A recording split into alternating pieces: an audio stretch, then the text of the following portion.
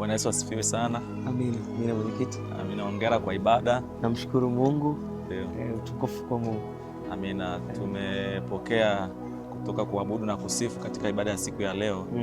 Na tumeona jinsi ambavyo Mungu amewagusa watu kwa namna tofauti.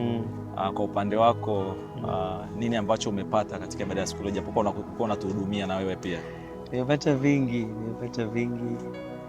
lakini nimefurahi zaidi na zaidi.